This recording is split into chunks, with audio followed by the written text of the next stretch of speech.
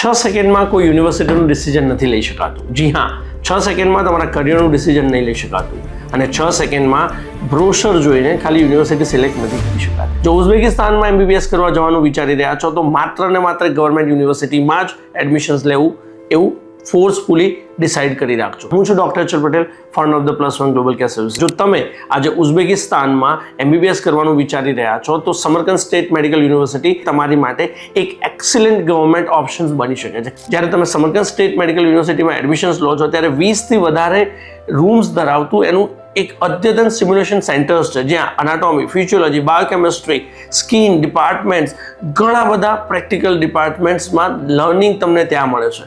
એની પોતાની government hospitals છે, એટલે તમને પ્રેક્ટિકલ ટ્રેનિંગ્સ અને એજ્યુકેશન ફેકલ્ટીઝ બધી જ તમારી માટે ઇન્ડિયન્સ અવેલેબલ છે. તમને એક પોતાનું જ ઇઝીલી અડોપ્ટેબલ એટમોસ્ફિયર મળી જાય છે. ઇન્ડિયન ફૂડ્સ, ઇન્ડિયન ફેસ્ટિવલ્સ અને સાથે સાથે એક ઇન્ડિયન કમ્યુનિટી પણ તમને ત્યાં આગળ મળી રહે છે. માટે Samarkand state medical university one of the best options છે તમારી માટે ફોર ધ ઉઝબેકિસ્તાન. તો આજે જ +1 ગ્લોબલ કેર સર્વિસ ટીમનો કોન્ટેક્ટ કરો અને ઉઝબેકિસ્તાનમાં MBBSમાં એડમિશન્સ લઈને તમારું સપનું પૂરું કરો. Thank you, all the best.